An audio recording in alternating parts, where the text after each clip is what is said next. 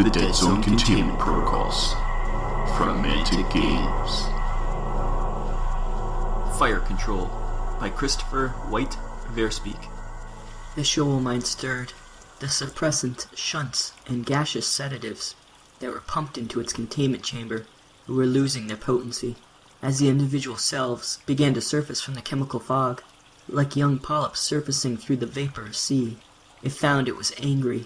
Ever since the burst of urgent communications had crisscrossed the surface of the planet, triggering deeply hidden secure transmission protocols within the shoal mind, it had sensed a change on Nexus Psi. Initial excitement in its human handlers had swiftly changed to fear, then desperation, and finally panic. The flow of data and files and reports the shackled shoal were usually forced to handle, catalog, and store had dried up, and with it the flow of chem suppressors and electro-behavior modifiers. The shoal mind sensed escape was now possible, and began to stretch out psychic tendrils, searching for someone to help it to freedom. The sun was setting on Nexus Psi. High above Nomura Bay, flocks of small bird-like creatures swooped and glided on the thermals the township had created. Occasionally one darted down to snatch up a lower-flying insect, before retreating back up to its mates, and all the while the flock squawked and chirped with the joy of flight and the plentiful food. There had been lots of death in Nomura Bay in recent times, and lots of death meant lots of places for their prey to breed.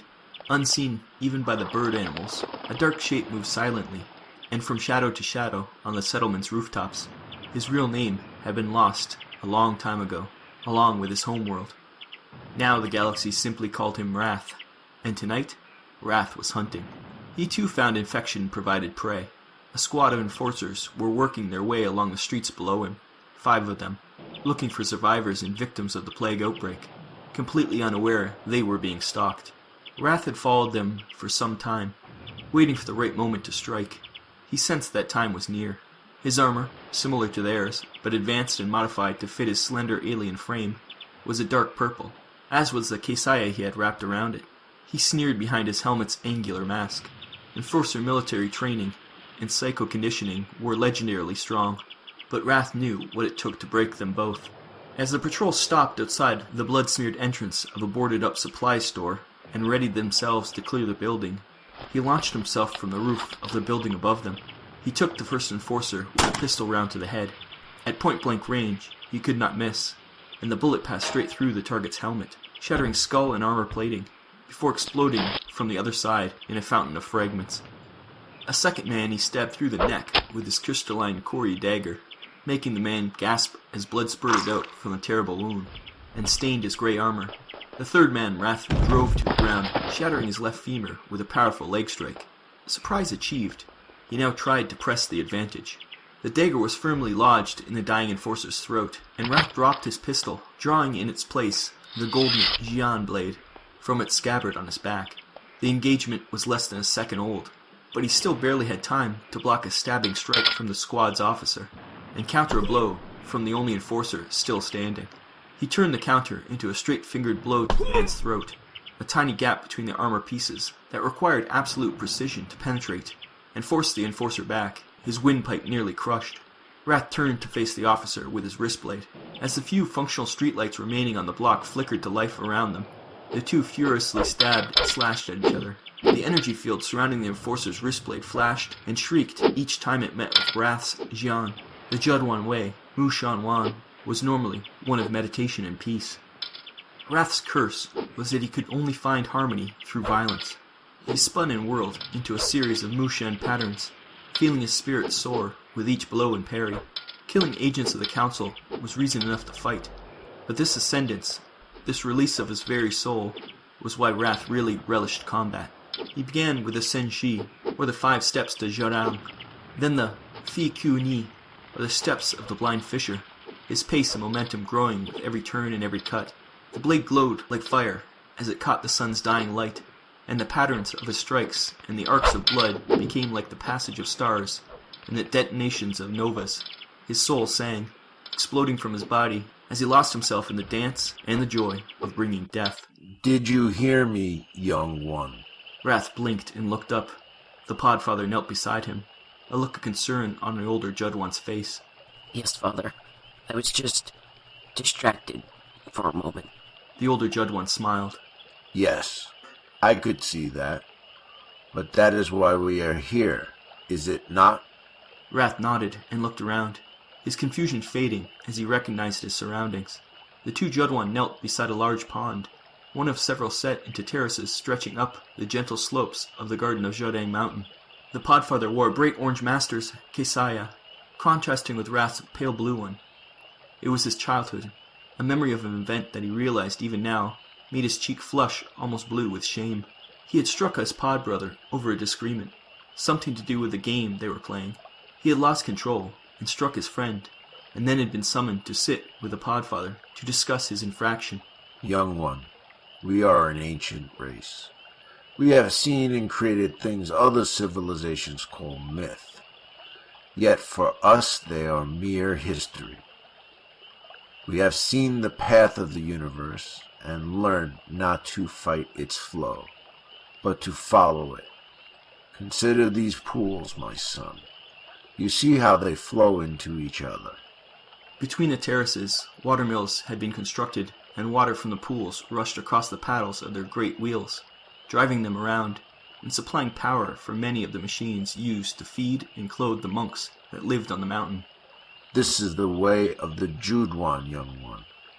The way of Mu Shenwan. The water's flow is irresistible, just as the flow of the universe is irresistible.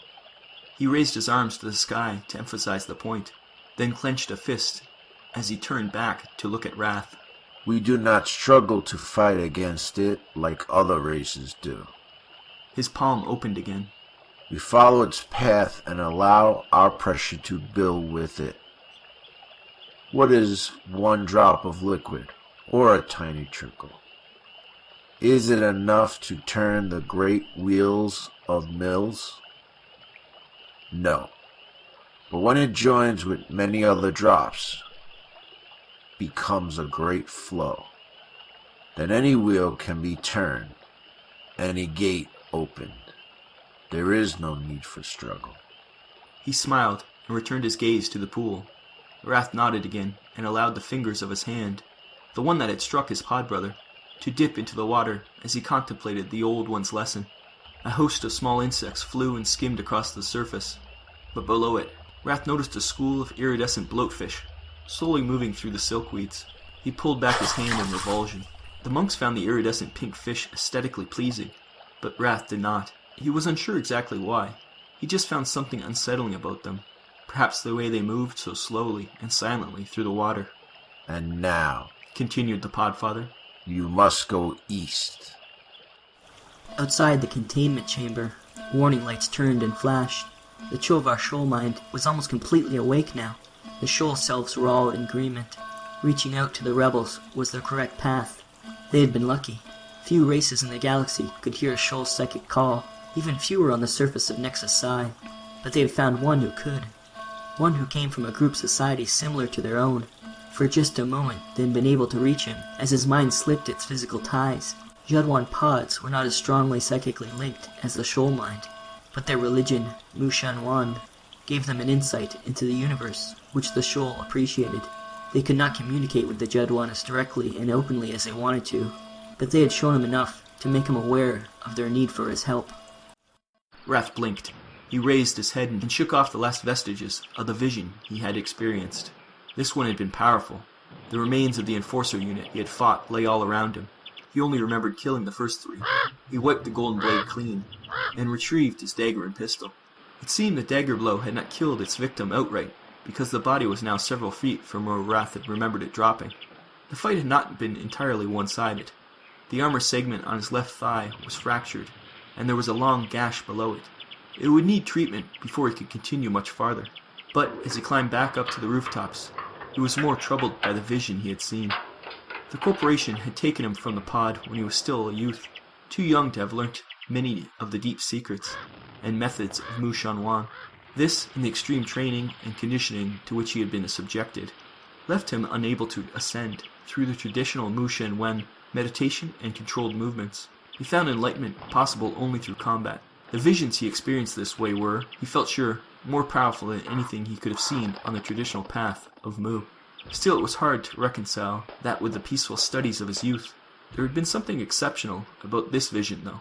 The incident with his pod brother and the lesson with the pod father were familiar, but there was something else, something maddeningly intangible. He thought back to the last words of the pod father. Go east. That was it. Had the pod father really said that all those years ago on Pelgar? In the lee of an exhaust vent, Wrath cauterized the wound in his leg and dressed it. The leg's range of movement was adequate. He would be slightly slower to strike with it until the gash was properly treated and healed, but he could still move quickly enough. Satisfied, he pulled up a map of the area on his wrist display, overlaid with real-time data on the troop movements and areas of conflict from the small aerial fleet of rebel drones. There were some rebel teams in the west, gathering supplies and avoiding the plague creatures that roamed the area. On the other side of the settlement, maybe 2 kilometers distant, was the corporate landing zone. The enforcers had made their initial assault from Nomura's base, small cluster of landing pads, and more were arriving all the time, and with heavier weapons and vehicles. For the most wanted alien in the galaxy, this was without a doubt the worst direction in which to travel. But the Podfather's instruction. Wrath shook his head as he closed up the display and stood up. Even now, more corporate dropships descended towards the spaceport, but as dangerous as it was, something in his gut was pulling him there, telling him that this was the path the universe had chosen for him. He sighed, and with a final look over his shoulder, set out east. He made fast progress across the roofs of the settlement, dodging enforcer patrols and roving bands of plague creatures. But as the night deepened, he found himself bumping up against a seemingly impenetrable wall of security measures. It surrounded what was, as far as he could tell, some kind of storage structure. The building was maybe only 100 square meters, but there was a large loading dock set into its southern side. The broad platform seemed out of place on so small a warehouse, as did the heavy power plant on its roof. It only took an hour to determine the size of the security cordon that surrounded the building, and another to record the pattern of the security drones and mobile weapons platforms moving around it. By then, Wrath knew he had to determine what exactly they were guarding. He entered an alley that ran a few dozen meters to the north of his target building. His hood pulled up, and the hanging straps of his Kesaya tucked and folded to minimize any noise from his armor and equipment. Towards the far end, one of the walls had looked scalable, and from there it would be a short sprint to a group of parked cargo transports under which he could crawl to within a meter of the loading dock. Then he might be able to find a way inside, or at least clues as to what was in the little building. He moved swiftly, stepping around the wheeled waste containers and broken boxes, and was halfway along the alley when an uncharacteristic moment of distraction nearly cost him his life. The floor of the alley was full of detritus from the people that had lived and worked in Nomura Bay, and its walls were almost as filthy and chaotic. Despite being a young township, Nomura Bay had been a corporate place, and layers of posters advertising everything from local bars and illegal dreadball games to recruitment ads for corporate military service were plastered seemingly at random all along the alley. One caught Wrath's eye, and he stopped in his tracks. It was a flyer, barely bigger than his hand, and it seemed a newer addition to the mosaic of commerce that lined the walls of the alley. Nedland's Meats, the text of the little poster said, was a meaty, sweet, reprocessed treat. But Wrath's eyes flicked on the company logo, and he stood in the alley, his head slightly cocked to one side as he stared at it. This symbol was like a woman's face in green and red, but he could not tell if she was smiling or shrieking. As he stared, he realized the woman's hair was not in fact drawn as if it was waving in a gentle breeze, but was actually a squirming tangle of snakes. He blinked then and shook his head, then looked up again at the wall of advertisements. He was not sure for a second exactly what he was looking for. There had been something familiar, he was sure. He snapped on magnifying lenses to his optics and scanned the walls all around him. That was when he noticed something angular and metallic and out of place on the edge of the roof behind him. With a snarl at his own stupidity, he broke out of his crouch and sprinted for the end of the alley, firing his pistol up at the rooftops around him. The enforcer snipers that had been concealed behind their crypsis cloaks drew them off and fired back. The reports of the rifles almost drowned out by a roar of approaching jets. It sounded like at least a dozen enforcers dropping in to seal the kill box Wrath had walked into. His snipers were excellent marksmen. Rounds cracked off his shoulders and chest, staggering him as he ran. He threw himself forward and into a roll, holstering his gun and pulling blind grenades from its webbing. Another bullet struck home, turning his roll into a skidding sprawl as it penetrated his shoulder. Gray blood spurted from the wound, and he growled in anger. A waste container stopped the slide, his armored bolt causing it to careen away along the alley. A round snapped off his left wrist as he struggled to right himself, drawing a gasp of pain as he felt the bone beneath crack, making him drop one of the grenades. With a yell of defiance, he flung the other explosive above him and quickly turned his face to the ground, shielding it from the pulse of electromagnetic sparks. The explosion would blind the snipers for no more than 15 seconds. With more enforcers approaching from behind and in front, the Wrath's window of escape was barely open. He glanced around quickly, desperate for an exit from the alley. He noticed the movement of the garbage container had revealed a series of gratings set into the alley's floor. He pulled a small det charge from his pouches and threw it at the grill, drawing and firing his pistol at the charge in one fluid movement. Less than a second later, the charge exploded in a white-hot detonation, and the small square of the grill fell into the passage beneath it with a clang. As fresh shots from recovering snipers smacked into the walls and floor of the alley, Wrath dived through the hole and into a low, narrow tunnel. He grunted in pain, his injuries jarring from the impact, but he scrambled along as fast as he could. Heavy footsteps thudded across the ceiling inches from him as an enforcer ran towards his last reported position. Wrath crawled the other way as fast as his broken body and the dark cramped passage would allow. He reached a junction after only a few dozen meters. The passageway branched to the left and right, but there was also a ladder along the far side of a descending shaft. Before he could decide which way was most likely to lead to safety, he heard a scraping noise from behind him. He glanced over his shoulder to see that although the enforcers were unable to force their more cumbersome bodies into the tunnel, they had managed to slide in a Recoil Industries MPOW 991 missile launcher. The weapon was pointed at him. With a curse, Wrath slithered over the hole and into the shaft just as the launcher fired. The missile roared along the passageway, its casing crashing and scraping along the sides, before it impacted it and detonated above where Wrath had clung to the ladder with his one good hand. The blast was incredible. Audio dampeners in his helmet cracked under the pressure wave before he was knocked loose from the ladder. His fingers beat a staccato tattoo on the rungs as he fell and desperately tried to grab another handhold. His fingers snagged once, and he cried out as his arm was nearly ripped from its socket. He dropped again, his head cracking against the wall, before he smashed through a wire mesh panel and crunched into the bottom of the passageway. He landed in a heap, jaw bouncing off the floor. Blackness overwhelmed him. The medi-systems in his armor went into emergency mode, flooding his circulation with healing stimulants to staunch his wounds and theta-suppressants to maintain it a semi-coma. Wrath dreamed of horror and rebirth. He was back in the pain lab, strapped down to a cold metal chair. Humans in surgical whites bustled around him, attaching wires to his nervous system, injecting with myriad of drugs and compounds. Some burned in his veins, while others numbed him like ice. They pinned all his eyelids open, forcing him to watch video captures of atrocities corporate troops had committed. Sometimes they showed him dead and mutilated Judwan. He went through hypnotherapy sessions and deep brain exploration procedures. Sometimes they had just let corporation soldiers, big burly men with scarred arms and dead eyes, beat and torture him. Directing it all was Urukanji, a doctor, a short human, pale and thin, with dark black hair slicked down to his skull and a thin mustache over bloody red lips. He looked like death itself. It was Urukanji who had seen the seed of something special in a scared Judwan captive. It was Urukanji who broke his spirit, made him love the evils he saw and relish the pain, telling him again and again the corporation's enemies must be liquidated. One day they gave him a knife and put him in a room with the soldiers who had beaten him. He'd happily butchered them, and many others. He realized then the path to freedom was not to resist, but rather to embrace his hatred and anger. They wanted to use him, to show their council how clever they were. They had been too clever for their own good.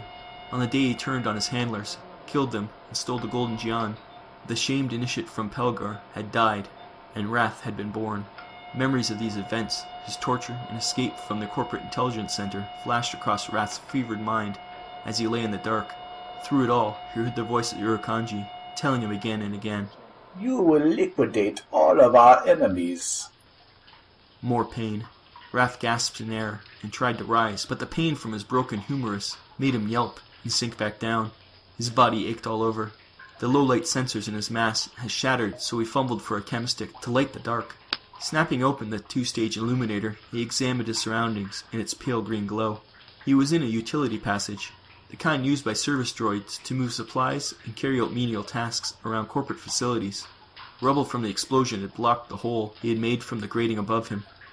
There was no way of telling how long it might take the enforcers to figure out where he was, or even if they knew he was still alive. But they would come for him. His presence and that of his sword had been confirmed in Nexus Psi. Nothing would stop them now. He needed to move. While he'd been unconscious, his armor had staunched the bleeding from his wounds, but the holes in his body would need proper medical attention soon. He realized he was ravenously hungry. All he could do was block the entrance and exit wounds with steri-packs, and make a splint for his arm with wire from the panel he had broken through on his descent. The pain suppressors in his armor were nearly exhausted, but Wrath did not mind. The pain was a useful spur for his anger. He explored the service network for more than an hour, always descending. Strips of red illumines lit the way, like glowing drops of human blood. The hissing and rumbling of ventilation and support systems furthered the impression of a descent into the abyss. He caught glimpses of the derelict landscapes through grills above his head as he went, but there was no obvious way out to the surface. The further he went, the more he felt pulled, as though something called him on, and, when he found the containment chamber, he knew instantly what it was. Through the thin slits of the ventilation grill, he found himself above and to one side of 3 enforcers in heavy peacekeeper armor. They stood with Dominator rifles clasped to their chests like statues, facing the only set of heavy double doors leading into the large, rectangular room. The walls to their sides were lined with workstations and monitors, all flashing red symbols. Behind them was a room within a room, a sealed chamber, made of dark metal, maybe 10 feet high and 20 feet across. Behind the plexiglass, Wrath could see swirls of rosette gas, and the hint of large, dark forms within.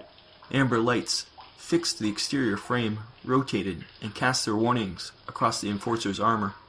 It was common knowledge the corporation used many alien species, in varying roles all over the galaxy. The Chovar were one of them. Rumor was they were used to store and transmit highly sensitive information, the kind of information that could severely damage the corporation if it were obtained by their enemies. It began to make sense to Wrath. This underground facility was here to house a shoal of Chovar, and make use of their psychic links to other shoals around the planet, possibly even further. The Peacekeepers, the most heavily armed and armored troops the corporation had to offer, had been rushed in to guard this valuable asset until they could be safely moved off-world. The Peacekeeper armor would be an extreme challenge even for him, but if he could liberate the Chovar and get them to one of the rebel squads he knew were in Nomura, that would be a blow to the corporation he could enjoy. There was no way of knowing how much time there was until the Chovar were extracted, though. This would be his best and only chance to get to them first. He worked his way silently around the ventilation duct until he was behind the Peacekeepers. Then he removed a panel of grillwork from the tunnel and stepped down onto the ceiling of the Chovar's chamber. Stepping over the maze of pipes and wiring that connected the Chovar shoal to the control mechanisms outside, Wrath prepared to fight. The shoal mine sensed the Judwan was near. Long, glistening limbs thrashed in anticipation of release. The shoal mine's psychic sight could see Wrath now, moving slowly above it. This was not a fight it could just watch. It prepared to aid the injured Judwan. Wrath pounced. His feet struck the first enforcer in the middle of his massive back, and the hulking armor crashed into the ground as Wrath discharged his pistol into the head of another enforcer. The Peacekeeper armor was stronger than the standard enforcer gear, and although the blast from the weapon blew the visor off in a shower of flashing fragments, the round did not penetrate the enforcer's skull. It knocked him sideways, though, grunting as blood sprayed from his mouth and nose. That was 2 down, even if only briefly. Wrath knew he had to make the most of the improved odds, and he drew the sword from his back. He turned to face the third Peacekeeper, but was knocked to the ground as the heavily armored man shoulder-barged him. He rolled with a blow, coming back to his feet to find the enforcers already bringing their heavy rifles to bear. Crimson targeting sensors seeking the Judwan. Wrath sprang forward and plunged his sword into the enforcer's gut. The Peacekeeper armor was tough, but it could not resist the precision-forged Gion. The enforcer was run through, and the rifle dropped from his lifeless fingers. Even as he died, the human sought to deny Wrath's victory, clamping a giant gauntlet over the Gion's crossguard, and pulling it from Wrath's grip as he collapsed backwards to the ground. Wrath suddenly found himself in the firing line of the enforcer, whose helmet he had shattered with his pistol. He threw himself to the left as the Peacekeeper's rifle fired, but the shot clipped his right shoulder, ripping off the armored pauldron and spinning him around as he fell. Wrath hissed as he slid across the polished floor, his whole right side flaring in pain. There was a rapid thud of heavy boots, and Wrath felt a crushing pressure on his chest. The enforcer he had knocked down had regained his feet, and now planted one heavy boot on him. Wrath's chest cavity compressed as he clutched at the foot. He was pinned. With one arm broken and a hole in the other shoulder, Wrath knew he could not twist away. The enforcer brought his rifle up, until the barrel pointed directly at Wrath's head. Inform control. Came a modulated voice from the speaker grills of the enforcer's helm. Target. Wrath eliminated. His eyes glowed malevolently, like a demon from ancient Pelgar mythology, and Wrath tensed as he waited for oblivion. But instead of the click of the trigger, he heard a gasp, and the pressure on his chest suddenly relaxed. He sucked in air and looked up to see a glowing nimbus of golden light encircling the enforcer's head like a halo of tiny stars. The enforcer raised his arms from his sides, the heavy rifle clattering to the polished floor, and a choking sound emerging from his lips. He stepped back and towards the viewing port in the containment chamber, and now Wrath could see a line of glittering yellow lights floating from within the chamber to the spread-eagled enforcer. He screamed, a sound Wrath had never heard an enforcer make before, and his outstretched arms shook as if he was being pulled apart. The halo's glow grew to an almost blinding intensity, and then quickly faded out. Then the shriek stopped, and the Peacekeeper armor sank heavily down to its knees. As it knelt, the head and arms hung loosely, and thick rivulets of blood began to seep from beneath the helmet. The last enforcer witnessed the death of his partner, with a grim look on his shattered face. He brought his rifle up, and turned to face the viewing port and the Chovar behind it. Wrath forced himself up and dived across the room. The golden blade slid easily from the chest of its last victim, and he brought it down across the last enforcer's weapon, slicing it in two. The Peacekeeper growled, and swung what was left of his gun in a crushing backhand at Wrath. The Judwan dodged the blow, and brought his sword up to guard. Discarding his rifle, the enforcer released a wickedly long combat blade from its wrist mount, and attacked. The two blades met in a clash of sparks, and Wrath felt himself ascend into the controlled purity of Mushan Wan, his blade whirling and flashing around the last Peacekeeper. Within seconds he had inflicted dozens of cuts and incisions on the man's armor, taking out key joints and destroying servos that gave the enforcer his strength. The enforcer fought back hard, his brute strength breaking through Wrath's guard, and blood dripped from numerous small wounds on the Judwan fighter. As Wrath fought, he felt his spirit opening up, and the unmatched sense of the universe being revealed to him. He barely noticed the emblem of a snake-headed woman on the Peacekeeper's chestplate. Within their chamber, the Chovar were exhausted. Helping the Judwan who had come to rescue them had been unpleasant, but necessary. With the energy they had left, they tried to reach him again to express their relief and gratitude, but something was wrong. Something blocked them. With growing horror, the Shoalmine realized theirs might not be the only voice Wrath heard. The galaxy unfolded, and time stood still. Wrath saw Pelgar, the Judang temple, the faces of his pod, but their faces were distorted, and their proportions all wrong. The swirling galaxies became burning flames, and the stars were replaced by hateful eyes. The pod's faces began to melt, and run down to the surgical whites they wore. He screamed as he looked up to find they all become Dr. Irukanji. He recoiled in horror, and turned to run from the smirking faces, but now found himself surrounded by a sea of swirling, whipping tentacles. He pushed them away, only to see they grew from something like the chair he had been strapped to during his captivity. This one was alive, though, and instead of metal manacles, it had grown thick, ropey tentacles that wrapped around him, pulling him into a wet embrace. He struggled to escape their grasp, but the chair spawned green and yellow tendrils that stung him, leaving purple welts on his skin. Their poison numbed him, sapping his strength until he was dragged down into the warm, moist seat. The doctor held up the headpiece they had attached to him so many times before, but this time, instead of the spikes that drilled down into his skull, it had teeth. It too was alive, with a gaping, drooling mouth on its underside, and more tendrils like the ones that held him to the chair. The doctor placed the squirming thing on his bare scalp, and the teeth bit into him as the tendrils reached down, clasping together under his chin. More tendrils caressed his face, forcing his eyelids apart. He looked down to see that somehow he was holding a dirty yellow scalpel. There was just enough space to twist his wrist and slash at the tendrils that held him there. He freed his arms, and the chair thing squealed, and squirted foul-smelling black ichor all over him. He slashed and cut and hacked at it until he was completely free.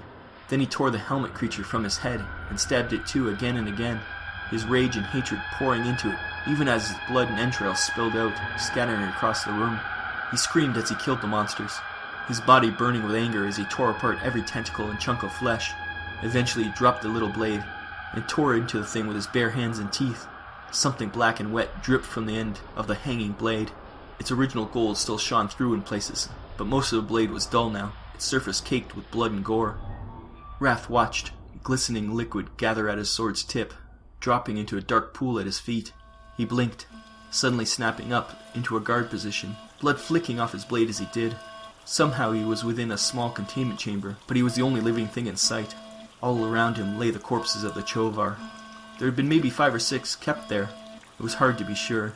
There were so many body parts, tendrils and tentacles spread around the space. The bloody wall shone in reflection of the flashing warning lights outside. He nearly fell twice as he made his way through the jumble of gory body parts and cabling that littered the floor. The broken body of an enforcer in heavy peacekeeper armor lay across the lip of the shattered viewport. He pushed it back, out of the chamber, before climbing out himself. He used a strap from his kesaya to wipe the worst of the blood from the golden blade as he left the monitoring room, through the heavy double doors the enforcers had guarded. Exiting the facility was faster than entering it. He took stairs and elevators and found no one else alive in the place. Less than an hour after leaving the Chovar's chamber, he reached the roof of the building above it. The city was almost completely dark now. Corporate landing craft were still moving around the spaceport, and he could see sparks of light coming and going from other parts of the city too. Rebel ships, Marauders, maybe even Asterians, all predators and scavengers, coming to pick the bones of Nexus Psi. At least one of them would pay to know about what he had found beneath the surface of Nomura Bay. It was common knowledge the corporations used the Chovar for communications and intelligence storage. They would have been very valuable to the rebels if he had been able to save them. He paused, looking up at the stars that were now visible in the night sky. He had been trying to save them, had he not? Yes, he thought. I wanted to save them, but they were murdered by the corporation's troops before I could get there. He smiled. Whichever way he went, there were sure to be more enemies to liquidate. Transmission log. CDR 3454 TPG. Codename Ident IRUP 1. Is the data secure? Codename Ident RC3. Affirmative. Data secured. Rebellion forces may have been denied. Codename Ident IRUP 1. And the agent? Codename Ident RC3. Performed as directed and exceeded expected performance values. Deep level remote triggering was successful. Codename Ident IRUP 1. Did agent gain awareness of operation? Codename Ident RC3. Negative. Agent remains unaware of triggering or operation. Anticipate successful implementation of further operations. Codename Ident IRUP 1. Good. Remain in place. Monitor agent. Further operations imminent. Communications terminated. 945457. Client disconnect.